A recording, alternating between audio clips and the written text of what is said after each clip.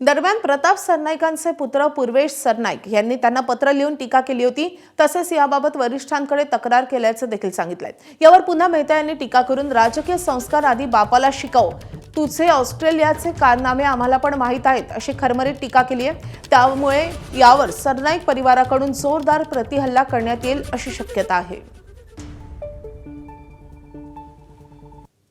एक सुसंस्कृत मुलगा म्हणून, एक संयमी मुलगा म्हणून आणि स्वाभिमानी मुलगा म्हणून मी ते पत्र त्या ठिकाणी लिहिलेलं आहे। आमच्या सरकारमधले काही आमदार जर आमच्या मंत्र्यांविरोधात, आमच्या ज्येष्ठ आमदारांविरोधात जर कोणी अशा खालच्या पातळीवर टीका करत असेल तर शिवसैनिक, युवा सैनिक म्हणून आम्ही शांत बसणार नाही। किंबहुना मुलगा म्हणून तरी माझ्या बापावर जर कोणी काय बोलेल तर ते मी सहन करणार नाही।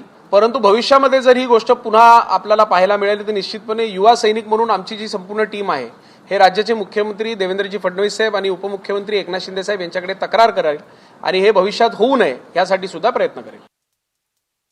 त्यांचा मुलांचा मी मनापासून धन्यवाद करतो। त्यांनी जे म्हटलं चुकीचं काही म्हटलं नाही, सर पूर्वेचं अभिनंदनच करतो। परंतु हे जे शिकवण जे सांगतात ह्याचा अगोदर बापाला दिली असती, ज्यावेळी ते बोलायचं नरेंद्र मेहता मदारी आहेत, मी त्याला तर वॉर्डन, ट्रॅफिक वॉर्डन बनवणार, मी त्याला हवालदार करणार, त्यावेळी त्याला संस्कार दिसले नाही का? ते त्यांनी बापाला त्यावेळी शिकवलं असतं तर आजचा दिवस हा आला नसतं। आणि राहिला प्रश्न तो इन्साइड स्टोरी बोलतो ना, तर ऑस्ट्रेलियाची त्याचं इन्साइड स्टोरी आमच्याकडेही आहे। आता संस्कार आम्हालाही तरी शिकू नका तरी, हेच मला आज त्यांना सांगायचं आहे। एबीपी माझा, उघडा डोळे बघा नीट।